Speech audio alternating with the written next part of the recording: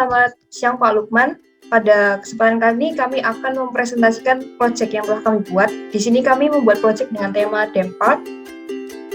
Lalu sebelum kami memulai presentasi, kami akan memperkenalkan diri terlebih dahulu. Nama saya Angelita Jasmine, NRP 220116905. Nama saya Sheryl Yusinia, NRP 22011116908. Bahasa yang kami gunakan di dalam proyek ini adalah 3JS.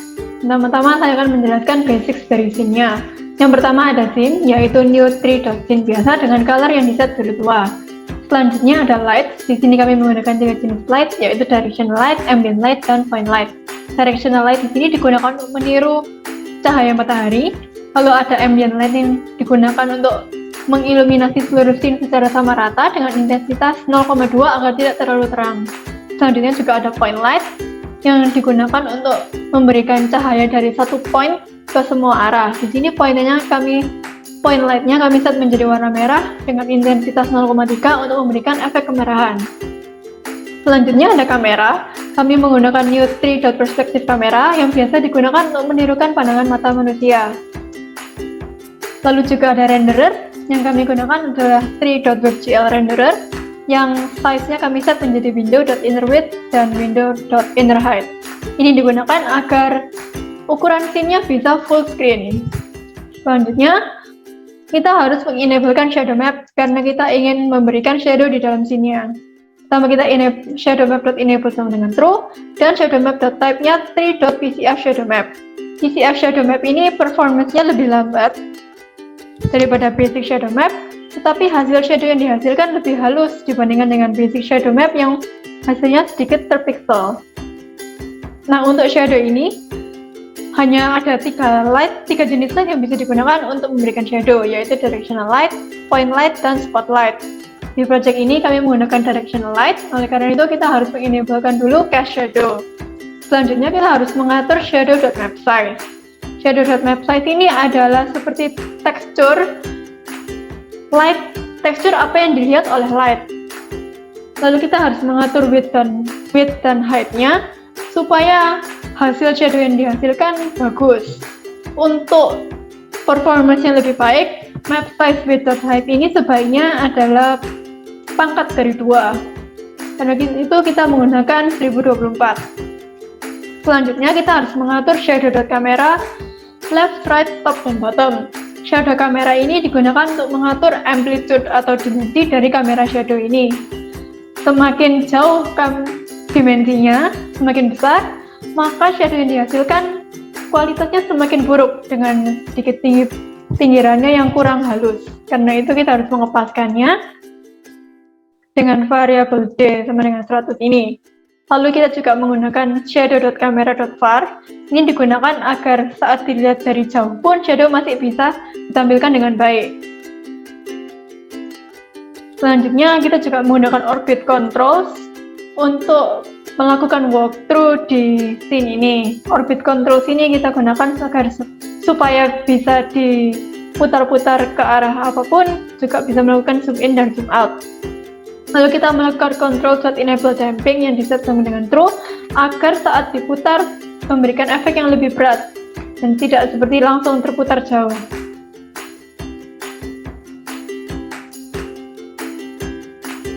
Selanjutnya saya akan menjelaskan tentang model-model yang digunakan.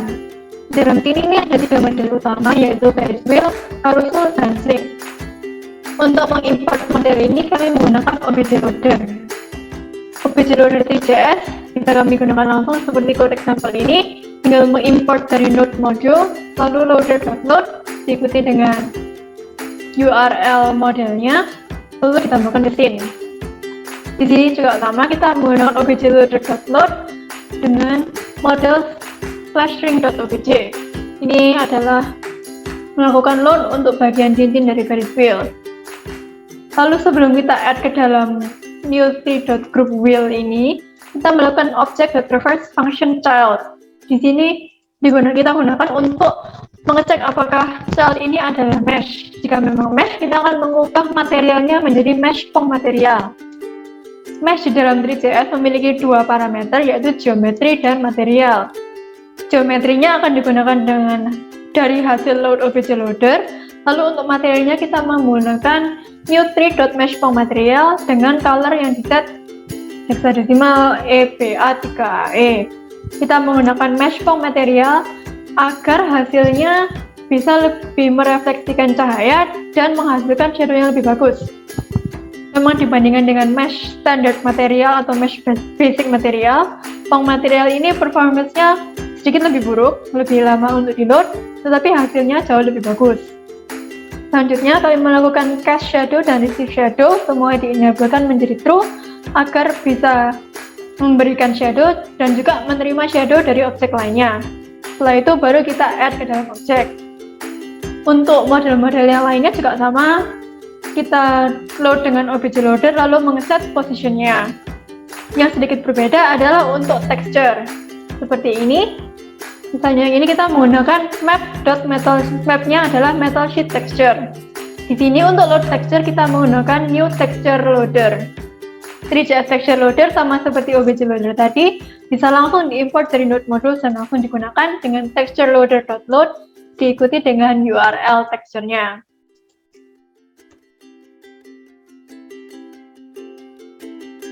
Di sini untuk memasukkan teksturnya kita bisa memberikan parameter map pada mesh foam materialnya. Yang sedikit berbeda adalah seperti yang di carousel ini, untuk kuda carouselnya kita menggunakan 3 jenis tekstur, yaitu tekstur biasa, normal map, dan metalness map. Normal map ini digunakan untuk memberikan efek kedalaman yang lebih 3D dan realistis. Lalu untuk metalness map ini untuk memberikan sedikit efek metalik. Penggunaannya sama, dimasukkan dalam parameter mesh foam material. Untuk model-model lainnya, kita juga menggunakan OBJ loader ini seperti untuk carousel dan swing. Lalu di add ke scene. Yang dilakukan di dalam OBJ loader ini hanya mengatur warna atau teksturnya, mengatur positionnya, scale, dan rotationnya kalau diperlukan. Selanjutnya ada floor, yaitu base lantai dari scene ini yang kita gunakan untuk seperti memberikan efek rumput. Di sini kita menggunakan new3.mesh dengan plain geometry dan mesh foam material yang diset warna hijau tua. Lalu rotation.x-nya kita set menjadi math.pi dikali 0,5 supaya mendatar. Lalu posisinya disesuaikan dengan objek-objek yang sudah ada. Lalu di add ke scene. Untuk circles ini adalah bagian putih di sekitar scene-nya, di atas lantainya. Ini yang kita gunakan untuk memberikan efek lantainya. Untuk bagian ini kita menggunakan new3.mesh dengan circle geometry dan mesh basic material. Ini kami menggunakan mesh basic material agar tidak ada efek kilap yang diberikan oleh mesh foam material. Lalu sama seperti tadi, rotationnya di-set menjadi mendatar dan positionnya disesuaikan. Lalu circle-circle ini juga menerima shadow, jadi receive shadow-nya harus di-set menjadi true. Selanjutnya adalah stone. Stone ini adalah batu-batuan yang ada di dalam scene. Di sini kami menggunakan sphere geometry dan mesh foam material dengan map yang di-set stone texture. Di sini sphere-nya diletakkan setengah, hanya kelihatan setengah di atas lantainya agar terlihat seperti batu-batu. Selanjutnya ada street light. Untuk bagian street light ini kita menggunakan OBJ loader sama seperti tadi dengan mesh foam material dengan mapnya black metal. Lalu selanjutnya juga ada hiasan tenda yang juga di-load dengan OBJ loader dan diberi mesh foam material map tent texture ini. Lalu yang terakhir juga ada tree. Di sini kami meng-load beberapa pohon-pohon dengan OBJ loader ini dengan mesh foam material yang colornya di-set hijau tua. Lalu karena pohon-pohon ini ada banyak dan di belakang Ferris wheel juga ada seperti hutan kecil dengan banyak pohon, kami melakukan clone dari objek tree. Untuk melakukan clone ini tidak bisa dilakukan di luar langsung, tapi harus di dalam function manager on load. Di sini untuk bagian tree, kami melakukan loop dari 0 sampai 50, lalu melakukan tree.clone dengan rotation sumbu Y-nya yang di random, agar arahnya berbeda-beda. Lalu juga ada scale-nya di random dari antara 4 sampai 11 agar ukuran pohonnya berbeda-beda. Lalu kita juga mengatur posisi Y dan Z-nya. Selanjutnya, untuk bagian variable.seed, karena lebih dari satu, kita juga harus melakukan clone. Di sini di clone satu persatu, lalu dimasukkan ke dalam grup wheel yang tadi sudah ada di atas, 3JS group, lalu di-add ke dalam Ferris wheel. Ferris wheel ini lalu diatur scale dan positionnya, baru ditambahkan ke scene. Selanjutnya adalah kuda di carousel yang juga lebih dari satu. Di sini kami menggunakan loop dari 0 sampai 9 untuk melakukan clone. Lalu untuk posisi X dan Z-nya, kita gunakan yang X, kita gunakan math.cost dari ini yang dikalikan min 45. Lalu untuk Z-nya kita menggunakan math.sin dikali 45. Kuda pertama yang diletakkan berada di bagian kiri carousel, lalu dengan math.cost dan math.sin ini kudanya akan diklon dengan posisi yang melingkar berlawanan arah jarum jam. Lalu untuk arah hadapnya supaya juga melingkar dan tidak sama semuanya, kita gunakan angle 90 ditambah 45 dikali indeks yang lalu dibagi 180. Karena untuk rotation ini kita harus setnya dengan math.par. Dengan angle ini arah kudanya juga bisa melingkar berlawanan arah jarum jam. Kuda-kuda itu kemudian ditambahkan ke carousel yang lalu di-add ke scene setelah diatur scale dan positionnya. Selanjutnya saya akan menjelaskan tick function yang mengatur animasi di scene ini. Di sini kita yang dianimasikan ada 3, yaitu Ferris wheel, swing, dan carousel. Untuk mengatur rotationnya kita menggunakan elapsed time. Elapsed time ini didapatkan dari clock get elapsed time. Clocknya sendiri didapatkan dari new3.clock. Elapsed time ini memberikan waktu yang sudah berjalan sejak clock ini dimulai. Jadi sejak HTML-nya di-run, itu akan menghitung elapsed time-nya. Kenapa menggunakan elapsed time? Karena dengan elapsed time, FPS-nya bisa lebih diatur, dan karena setiap laptop performance-nya berbeda-beda. Jika kita menggunakan angka misalnya 1, nanti bisa ada di laptop A bisa lebih lambat dan di laptop B sangat-sangat cepat. Karena itu kita atur dengan elapsed time. Dengan elapsed time ini kecepatan rotasinya bisa lebih standar. Ini kita pertama untuk Ferris wheel-nya. Yang pertama adalah seats. Kita mengatur position seats-nya. Jadi seats.children kita atur posisinya dengan array positions yang ada di atas.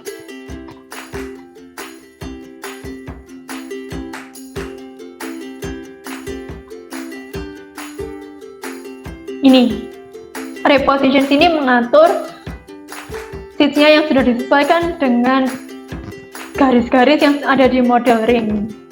Lalu selanjutnya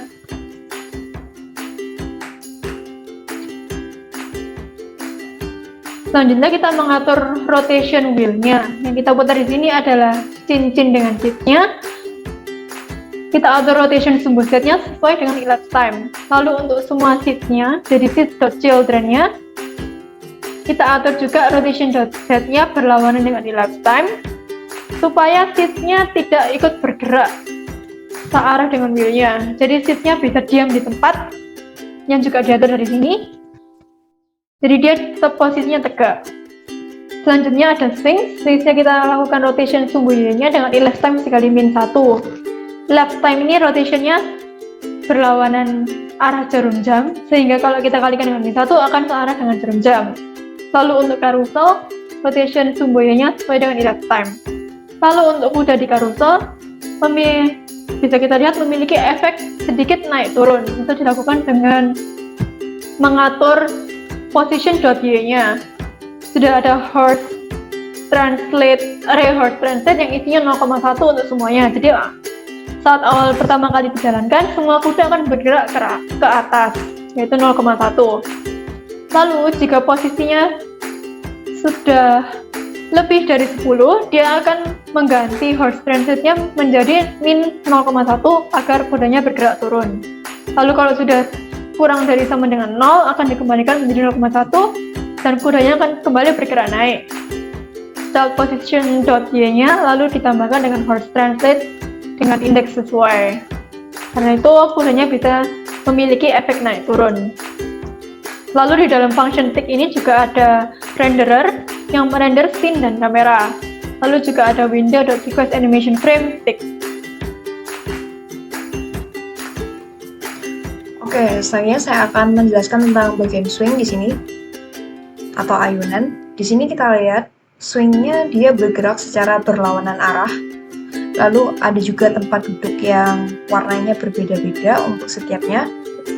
Tidak hanya itu juga, dia juga bisa memantulkan bayangan sama menerima bayangan untuk swingnya. Oke, langsung aja ke quote-nya. Di sini saya cari dulu yang swing. Oke, untuk swing di sini sama konsepnya seperti objek yang lainnya. Di sini kita pakai objloader.load, kita ambil dari modelnya. Lalu ketika sudah di load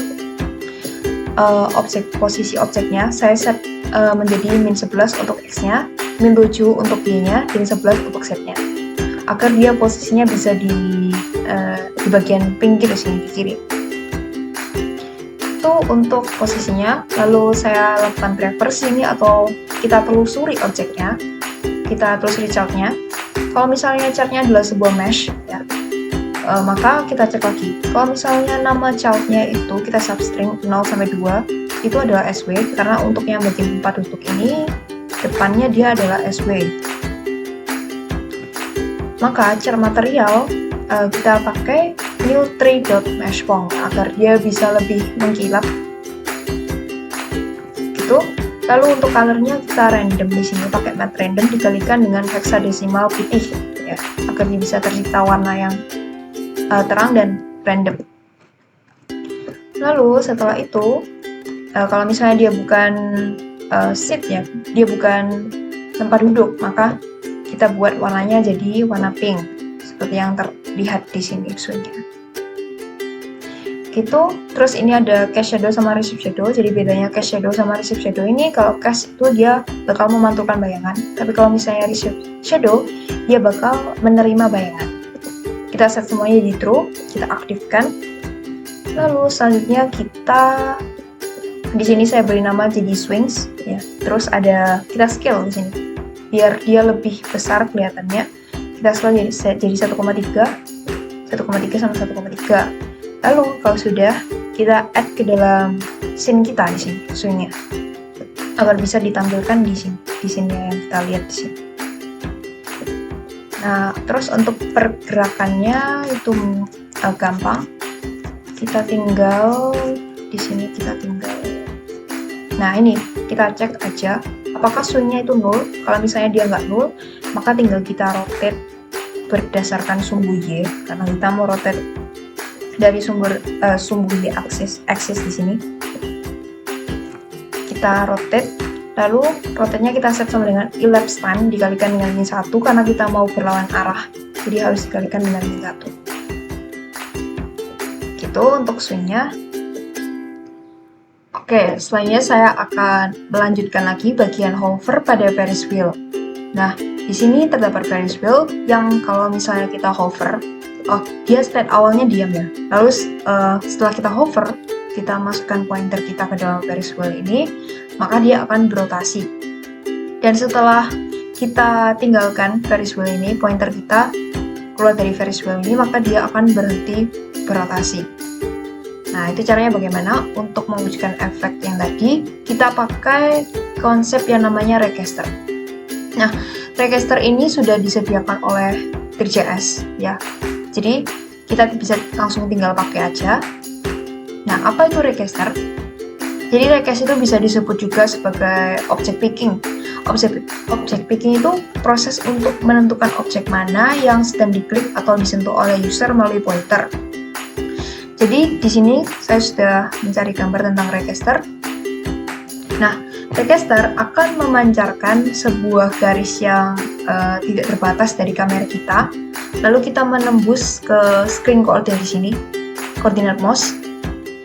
Lalu dia akan membentuk sebuah garis yang menembus scene di sini. Bisa dilihat dia menembus scene dan kita bisa mengecek adakah benda yang terpotong oleh garis tersebut. Kalau misalnya ada, berarti benda itu sedang kita pilih. Nah, di sini, di gambar ini, benda yang berwarna kuning ini, dia terpotong oleh garis di sini, garis merah di sini, menembus ke benda ini. Berarti benda yang kuning ini, dia sedang dipilih. Nah, itu konsepnya register. Langsung saja ke code-nya. Di sini kita bisa lihat, pertama, kita cari dulu yang request. Nah, pertama kita buat kita definisikan dulu request di sini. Kita buat new tree requester.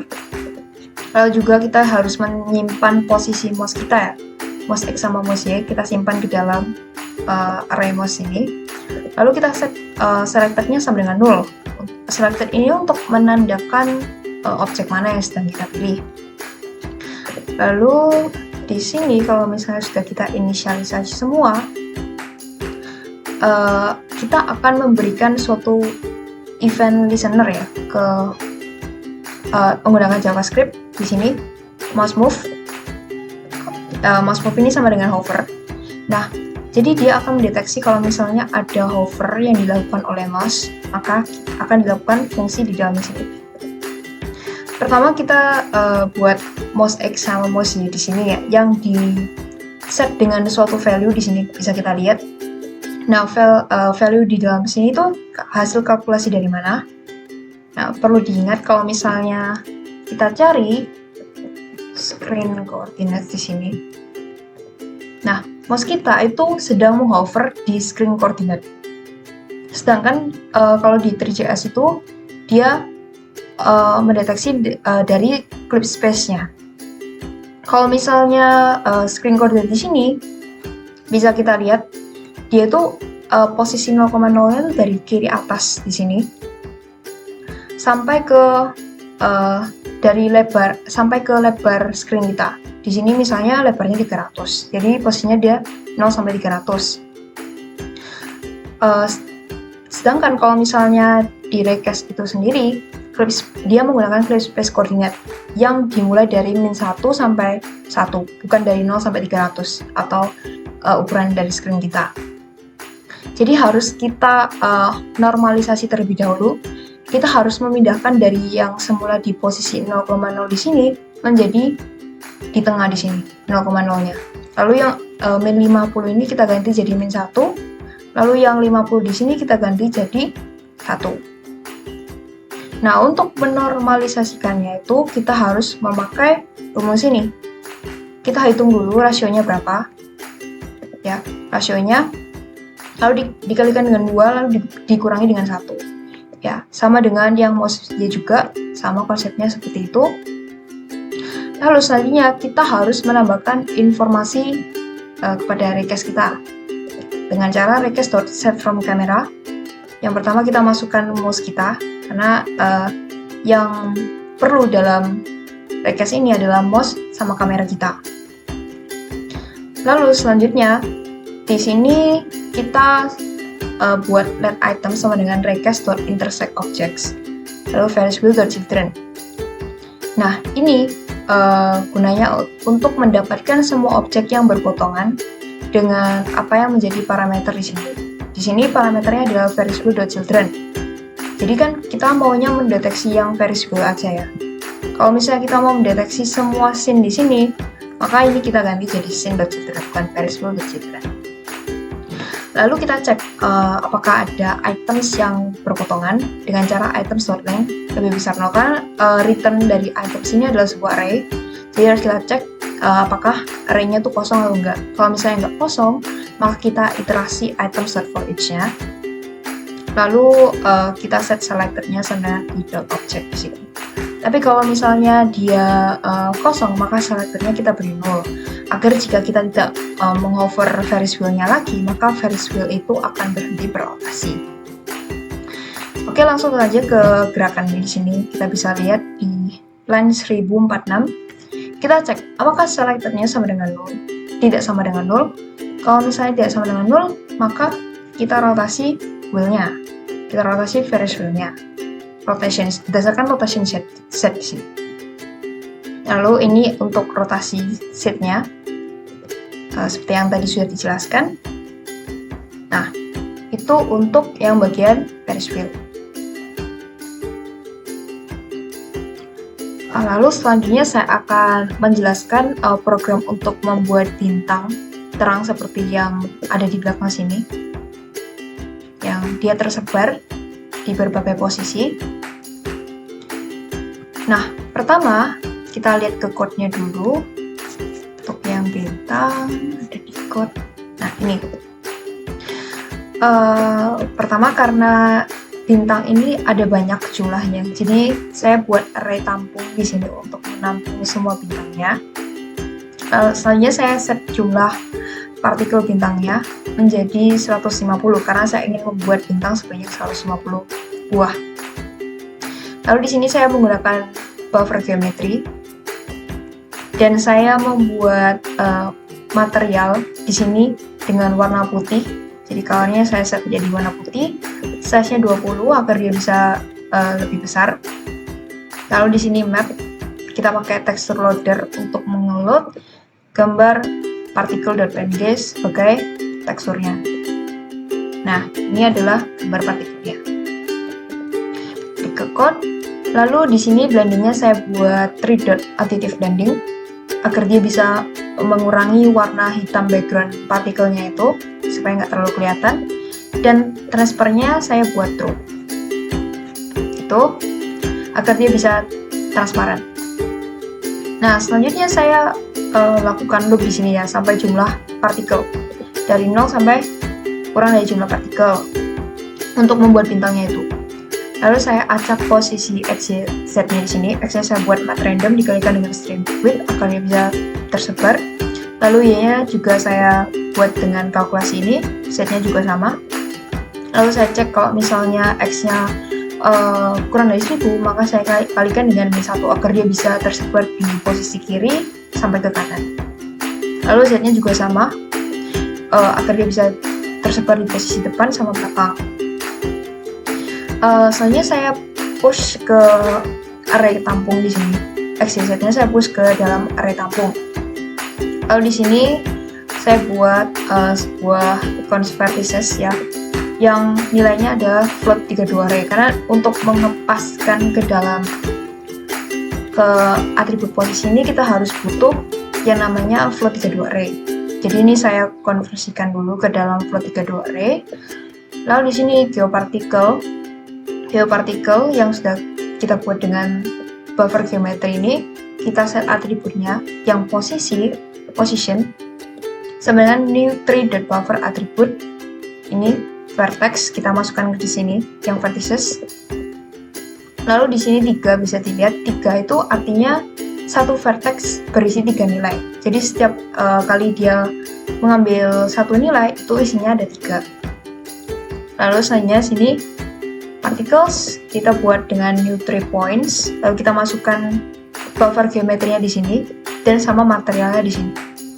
Lalu setelah itu kita add ke dalam scene-nya. Nah, cukup mudah untuk membuat partikelnya. Oke, selanjutnya saya akan menjelaskan bagian fountain di sini. Jadi untuk load object fountain ini sama dengan menggunakan object loader ya, yang disediakan di JS seperti tadi. Lalu konsepnya juga sama dengan yang bintang di sini. Hanya saja dia memiliki kecepatan atau velocity ya, karena dia bergerak. Nah, langsung aja ke code-nya di sini. Di sini di code ini saya sediakan 2 array di sini. Yang pertama array vertex sama array velocity. Array vertex ini untuk menampung posisinya, lalu array velocity ini untuk menampung kecepatannya.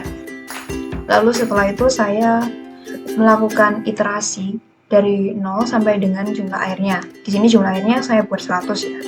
Lalu geoairnya juga saya definisikan dengan new 3.buffer geometry di sini. Lalu dalam sini kita buat posisi X, Y, Z-nya. Kita tentukan posisi X, Y, Z-nya dulu dengan nilai seperti berikut. Lalu selanjutnya velocity-nya juga kita random. Yang velo X kita dikalikan dengan 0,005. Lalu velo Y ini juga seperti ini. Velo Z juga dengan math random. Lalu setelah kita buat posisi X, Y, Z sama velocity-nya ini, kita pushkan ke dalam array vertex untuk yang posisinya. Lalu kita pushkan juga ke array velocity untuk yang kecepatannya itu. Lalu selanjutnya karena atribut posisi ini menerima float 32 array, jadi harus kita convert dulu array vertex ini ke float 32 array. Kita masukkan ke dalam vertex data. Yang vertex velo data juga sama. Kita buat new float 32 array. Terus ini kita paskan array velocity-nya di situ. Lalu kita set atributnya. Pertama kita set atribut posisinya sama dengan new tree.buffer atribut. Kita masukkan vertex datanya di dalam sini. Lalu 3 di sini. Karena kan kita ingat itu dia menyimpannya dalam bentuk XYZ ya. Jadi kita kalau misalnya kita paskan satu nilai itu berisi XYZ. Jadi ngambilnya 33. Ya. Jadi lalu ke air kita set atribut velocity, new tree buffer atribut sama juga vertex velo data. Terus ini juga 3 karena velocity-nya juga XYZ. Jadi kita tulis 3 di sini. Oke, lalu selanjutnya itu ada material untuk teksturnya. Nah, di sini fonten materialnya saya pakai new tree.points material dengan warna putih hexadecimal putih. Lalu size-nya saya buat 6. Lalu map ini teksturnya saya pakai images droplet PNG. Bisa kita lihat droplet PNG gambarnya seperti ini. Lalu opacity saya buat menjadi 1. Lalu blendingnya saya pakai 3 additive blending sama seperti tadi. Dan transparannya saya buat menjadi true. Gitu. Lalu layer fontaine sebenarnya new tree points. Dan kita masukkan buffer geometri kita yaitu air. Lalu material juga kita masukkan yaitu fontaine material. Misalnya kita add ke dalam sini kita fontaine-nya itu. Nah, itu untuk setup awal. Lalu bagaimana cara airnya bergerak? Nah, untuk pergerakannya itu harus kita taruh ke dalam teks ini, teks ini, agar dia bisa bergerak setiap frame-nya. Nah, lalu kita ke bagian code-nya. Nah, ini code-nya. Pertama dia bakal ngecek apakah buffer geometri ini null. Kalau misalnya dia tidak null, maka akan melanjutkan code yang berada di dalamnya ini.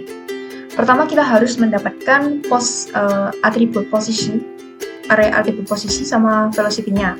Kan tadi kita sudah simpan dengan cara set atribut ini, maka harus kita dapatkan di sini. Lalu kita tampung ke array ars di sini untuk posisinya, lalu ars velo ini untuk kecepatannya. Setelah itu kita iterasi dari yang dimulai dari 0 sampai ke jumlah airnya. Lalu di sini kita set current index-nya sama dengan 3 kali i. Ya, agar kalau misalnya i-nya 0, jadi kita ambil dari 0 sampai 2. Kan 3 kali i. Kalau misalnya 0, 3 kali i, berarti dimulai dari 0. Karena kan kita ambilnya gap-nya 33, karena kita butuh XYZ. Jadi jaraknya harus 33. Oke, habis itu kita update posisi. Update posisi berarti kan kita harus menambahkan dengan velocity-nya tadi ya. Berarti posisi kita tambahkan dengan ars velo yang sudah didaftarkan di atributnya tadi. Ars velo yang ke sama indeksnya. Terus ini juga untuk yang y. Di sini y-nya current index plus 1 ya, karena kan XYZ. Berarti kalau misalnya z, dia pakai current index plus 2. Current index plus 1 kita tambahkan dengan velocity, tapi kita mau dia geraknya ke bawah. Jadi kita harus melakukan kalkulasi tambahan di sini. Kita kurangi dengan lat apps ars index, kita tambahkan dengan yang z-nya dibagi 70.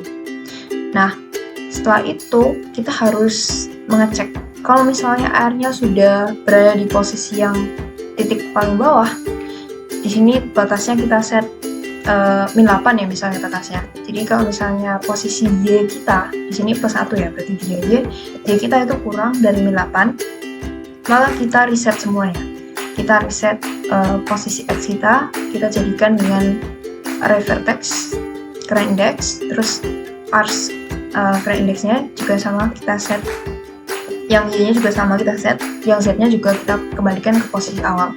Array vertex ini array yang tadi, nah yang ini yang array vertex, karena kita kan nggak ngotak-atik array vertexnya, berarti itu bisa kita jadikan dengan array awal ya, array awal.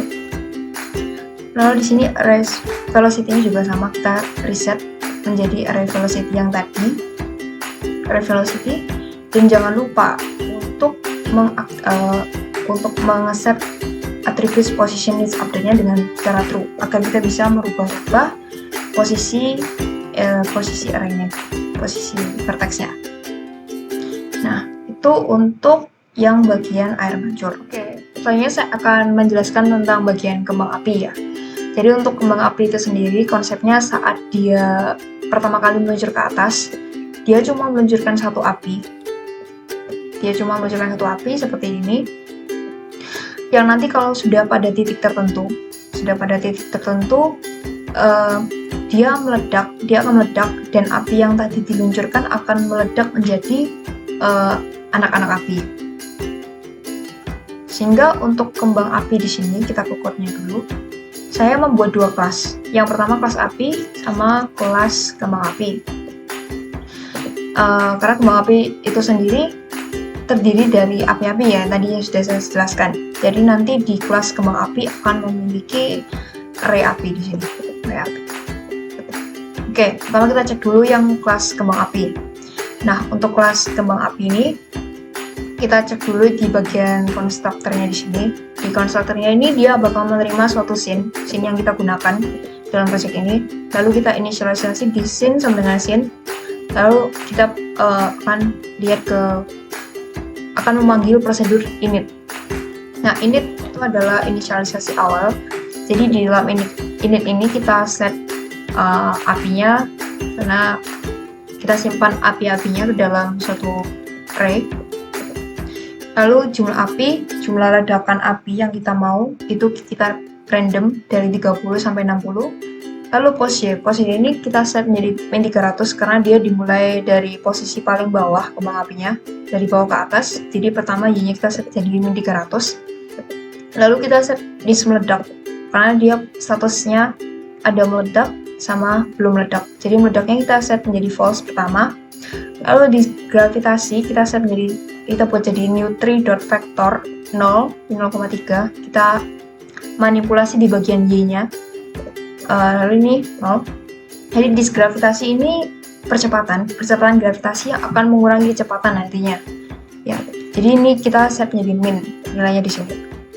Lalu ini kita set posisi awal X-nya menjadi new tree dot, kita random dari min 300 sampai 300.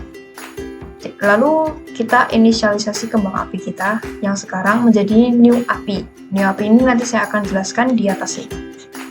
Kita buat, pokoknya anggapannya dia akan membuat api baru. Lalu kita paskan api baru ini ke dis.kembang api. Lalu selanjutnya saya akan menjelaskan yang bagian jalan di sini. Nah, jalan ini pertama kita cek apakah dia sudah meledak atau belum. Kalau misalnya dia belum meledak, maka kembang api yang sudah kita inisialisasi di sini dengan api baru, kita tambah percepatannya dengan gravitasi. Seperti yang tadi saya sudah katakan, kalau misalnya percepatan itu dia bakal mengurangi kecepatannya. Lalu di sini dis kembang api kita jalankan. Itu adalah prosedur yang ada di kelas api, nanti saya akan jelaskan. Lalu kita cek. Karena kan percepatan itu kan mengurangi kecepatan yang Y-nya ini ya. Berarti suatu saat kecepatan itu pasti bisa 0. Nah, kalau misalnya dia kecepatannya sudah 0, berarti dia sudah ada di titik puncak paling atas. Maka kita set meledaknya menjadi true, berarti dia statusnya sekarang sudah meledak. Lalu kalau misalnya sudah meledak, kita remove yang kembang api yang tadi meluncur pertama kali, itu kita remove dulu. Lalu kita harus buat ledakannya, anak-anak ledakannya ini. Dengan cara kita loop dari I sama dengan 0 sampai ke I kurang dari jumlah api yang sudah kita random di atas ini. Kita loop. Lalu api yang array api, anak-anak api ini kita push dengan api baru. Nah, api baru ini dia akan saya jelaskan di atas. Lalu selanjutnya karena dia jalan, berarti kita loop semua anak-anak apinya ini menggunakan for loop dari disk api length kurangi 1 sampai dia yang ke 0. Terus percepatannya itu kita tambah dengan disk gravitasi. Ini juga kita jalankan. Lalu di sini kita cek apakah opacity-nya itu kurang sama dengan 0. Jadi di sini kalau misalnya dia jalan, berarti opacity-nya kita kurangi karena dia lama-kelamaan bakal hilang. Jadi kita harus otak-atik opacity-nya itu. Lalu kalau misalnya opacity-nya sudah kurang sama dengan 0, kita remove dari scene-nya, scene.remove di sini. Lalu kita splice, kita keluarin dari array apinya itu menggunakan splice. Nah, itu untuk jalan. Lalu untuk show di sini. Nah, untuk show kita juga cek apakah dia sudah meledak atau belum. Kalau misalnya dia belum meledak, yang kita show itu kembang api yang satuannya tadi. Kembang api kita show. Else kita loop semua anak-anak apinya itu yang sudah di dalam array sini. Kita loop. Lalu kita show. Nah, itu untuk yang kelas kembang api. Sekarang kita ke yang kelas api di sini ya. Nah, ini konstruktor untuk kelas api itu sendiri. Jadi dia menerima sebuah scene, lalu post x, y, z untuk mengetahui posisi api, meletakkan posisi api di mana. Kita butuh post x, y, z. Lalu ada status. Status ini menandakan apakah dia masih aktif kembang apinya atau sudah meledak. Lalu di sini kita set statusnya dengan status, posisi juga sama, kita buat vektor post x, y, z, opacity-nya pertama 1, lalu percepatannya dia pertama 0. Lalu kalau misalnya dia masih aktif, kembang apinya masih belum meledak, kecepatannya yang kita otak-atik tuh yang bagian Y, karena kan dia pertama bergerak lurus ya pertama. Berarti yang perlu kita otak-atik tuh yang bagian Y, x, z-nya kita biarin jadi 0. Else, kalau misalnya dia sudah meledak, berarti kecepatannya kita random semua, karena dia meledaknya di berbagai arah ya. X, Y, Z-nya berarti harus kita tentukan. Di sini kalau misalnya kita lihat ke get rainfall di atas ini, get rainfall di sini code-nya seperti ini. Pertama kita tentukan arahnya dulu. Dia mau arahnya ke kiri atau kanan. Kalau misalnya arah -1 berarti dia kan ke kiri. Kalau misalnya arahnya 1 dia ke kanan. Sama dengan Z. Kalau misalnya dia arahnya ke -1 berarti dia kan ke belakang. Kalau arah 1 berarti ke depan. Gitu. Jadi kita biar randomnya bisa seragam. Lalu kita return yang terakhir.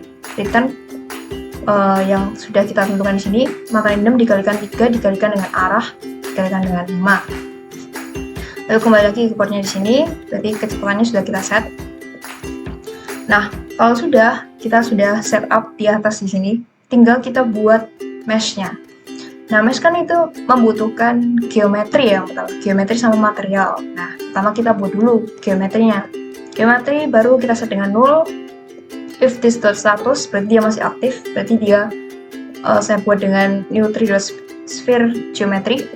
Dia ukurannya lebih besar daripada yang saat dia meledak, karena seperti ini bisa dilihat dia lebih besar. Ketika dia sudah meledak, maka ukurannya bisa lebih kecil. Else, kalau saya sudah meledak, saya set menjadi ukurannya setengahnya yang sebelum dia meledak. Nah, untuk mesh-nya, kita langsung operkan geo baru ini ke dalam mesh-nya di sini. Terus untuk teksturnya kita pakai Nutri.Mesh Basic Material. Color-nya sama, kita random. Kita kalikan dengan warna putih, biar warnanya terang-terang. Terus kita set posisi mesh-nya menjadi disposisi X, posisi Y sama disposisi Z. Oke, itu. Lalu untuk jalan, nah saat jalan, dia bakal cek apakah dia sudah meledak. Kalau misalnya sudah meledak, berarti kita otak-atik opacity-nya. Di sini opacity-nya saya kurangi dengan 0,02 biar dia lama-kelamaan akan menghilang. Lalu di sini disk kecepatan multiply scalar, berarti dia agar dia bisa lebih lambat menjalarnya. Jadi saya set multiply scalar 0,80 di sini.